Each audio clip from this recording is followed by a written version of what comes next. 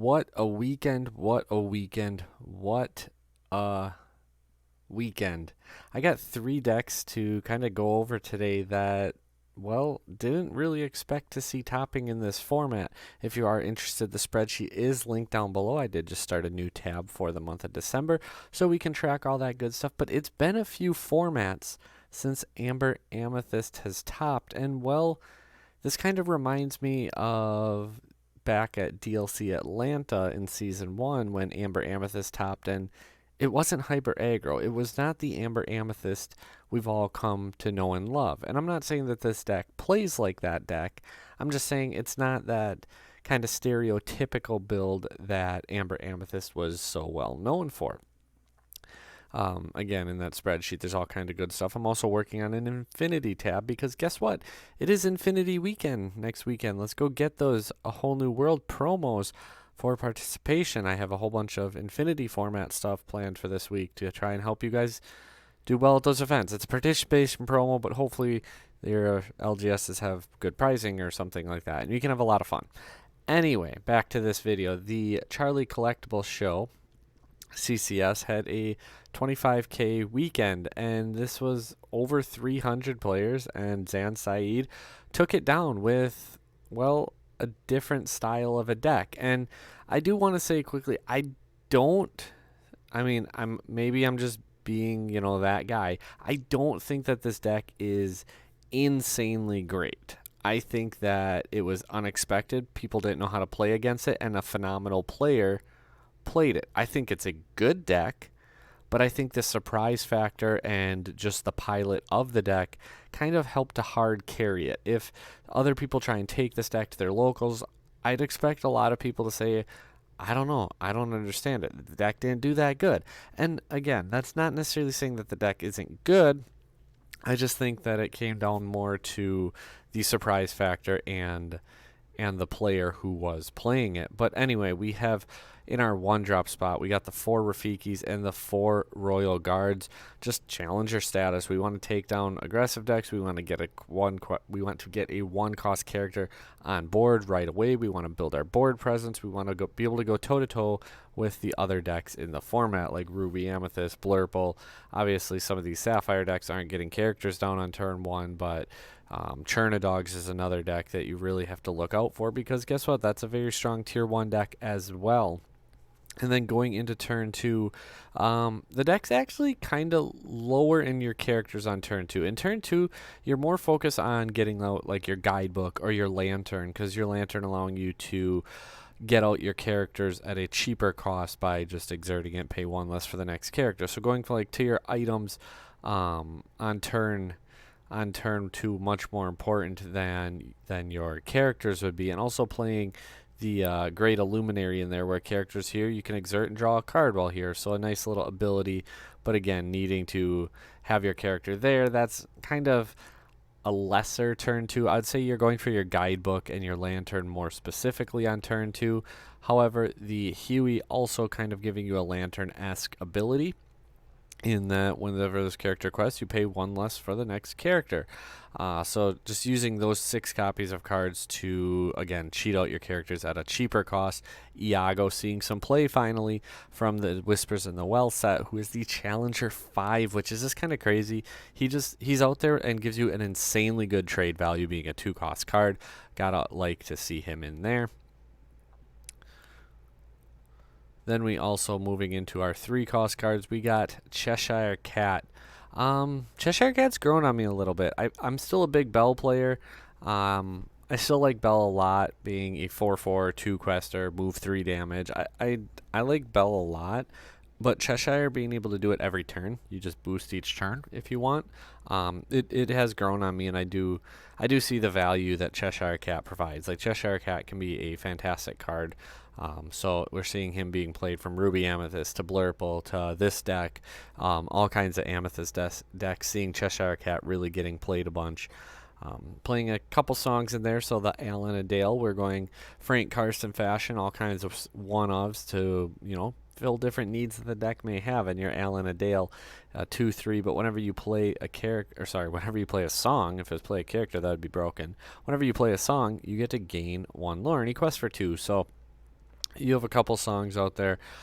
Your We Know the Way, where you shuffle a chosen card from your discard in your deck, reveal the top card of your deck, and if it's that same name, well, you can play it for free. Otherwise, it just goes into your hand. So essentially, this card just replaces itself with a card off the top of your deck, and if it happens to be the card you shuffle back, you actually get to play it instead of adding it to your hand. And then obviously the Circle of Life, another one of those cards where it's just a huge blowout when you get it, but you don't necessarily want to see it too early neither. Going into our 4 cost cards, we got Genies. I mean, we're playing purple. Genies pretty automatic in there. Madam Mim Elephant. I like Elephant a lot right now. Not really a whole lot more to say there. Like versus Purple Steel Elephant, it's insane. Versus certain other decks, like Elephant just applies a weird pressure, like even against like Ruby Amethyst in some decks. So Elephant I like a lot in this format. Elsa, Hades. I'm a huge Hades fan. That's been pretty much since the card was announced. I said how crazy this card was. Absolutely love Hades. Demona. I really do like Demona. The more I've played her and tested her, I've gravitated towards playing 2, but again, the deck I'm playing is very, very different than this, so I'm not going to say that he should play 2, because again, not having played this deck in Blurple, personally, I think Demona is a 2 of. I think that's the best ratio for her in that build. In this deck, seeing the 4 Demona, she's an incredibly strong card, like from the drawing 3 cards to the stat line of her, just to being able to force your entire opponent's board to exert. Like, just everything about her, aside from Stone by Day, is just a really, really strong effect. And then we get into another one of the spicy cards, Donald Duck. So for each item named the nephew's piggy bank, clearly that does not matter in this deck. So we're going to skip right on over that. I did know what it said. I just wanted to read that for you guys. It's an 8-cost, 4/8, 2-quester. And when you play this character, your other characters gain Exert. Draw 1 card this turn.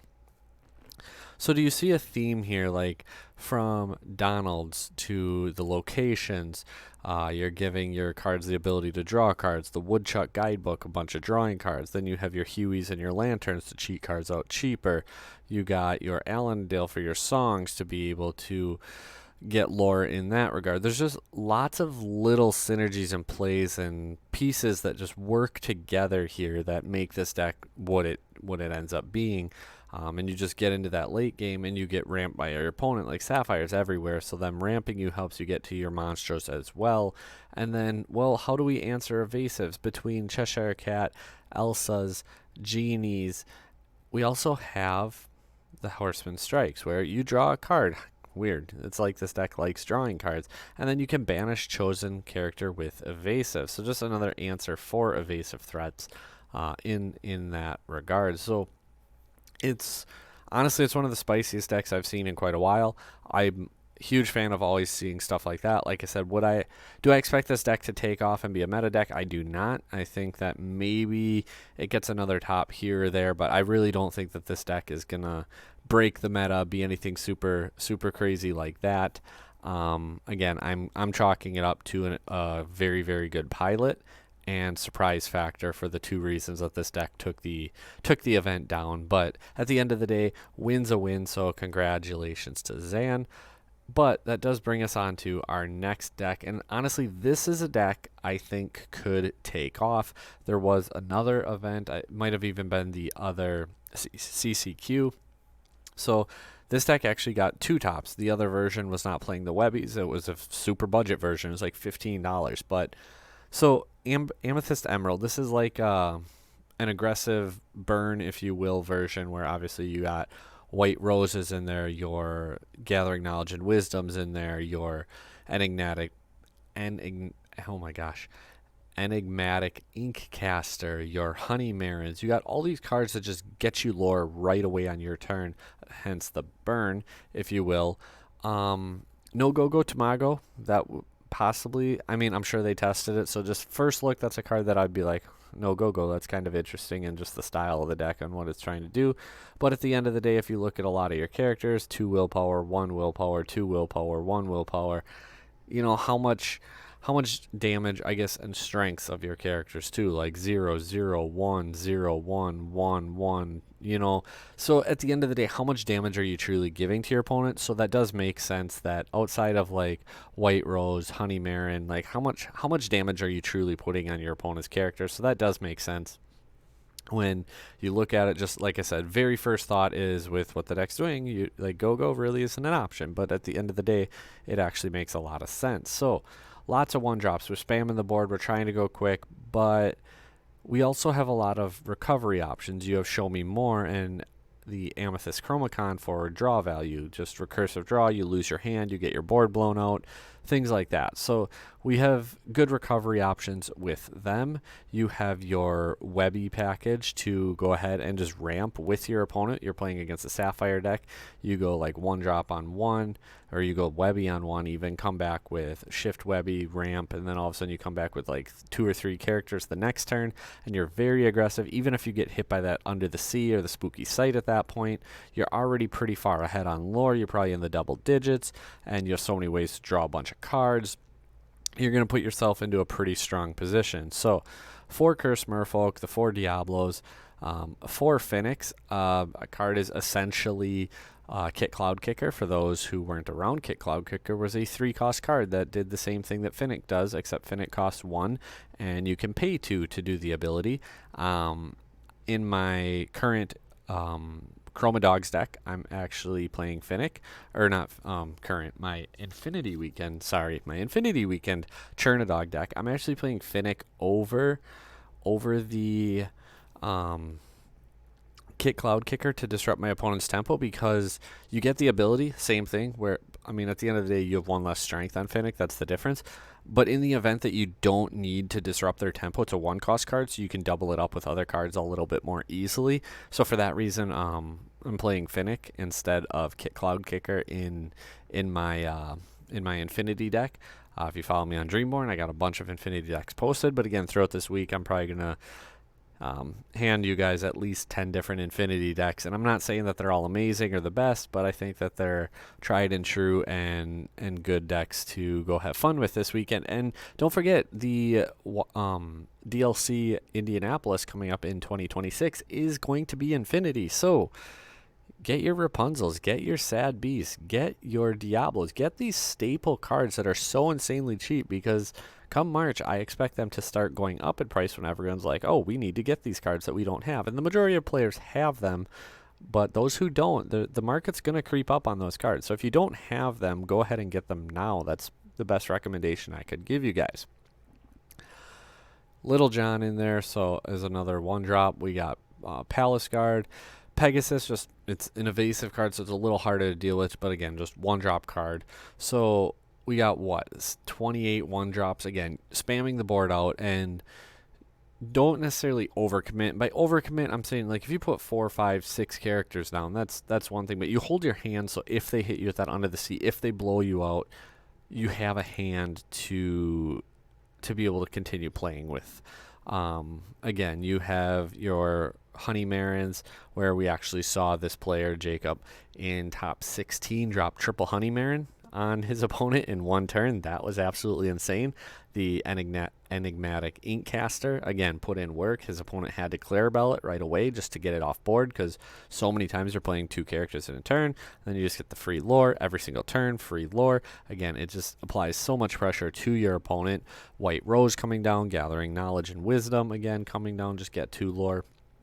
Lots of ways to really just put that pressure on your opponent, and we saw him be threatening on board, but at the same time in his hand at the end of that top 16 match, he already had game in his hand. The opponent had to answer his board and his hand without knowing, wasn't able to do it, and before even drawing, he just laid his hand down like, yeah, I got it. So that was really neat to watch. Obviously, I've been a big GOAT fan back in the day, so seeing decks like this, I'm a huge fan of.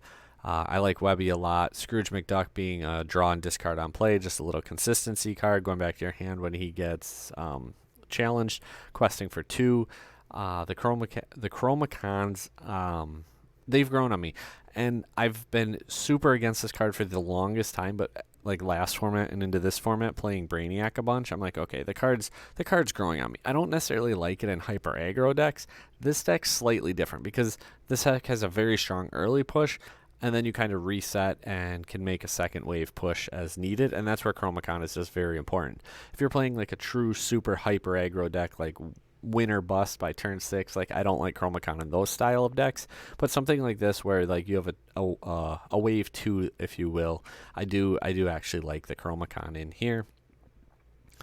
And then lastly, it's Amber Steel mid game, I guess is what we're gonna call it. I don't know exactly what we should call it. I guess salty, on the tiny percent chance that you see this. What are you calling it? It was a 25 player tournament and he got top 4, I want to say, but it was a spicy deck, so I wanted to bring it to you guys. That's what today is all about. So Amber Steel, it's not Amber Steel aggro, so to speak, I guess, and it's not Steel Song, so that's why I said it's kind of like a mid late game kind of build. And first thing I notice is the 3 cost lady. I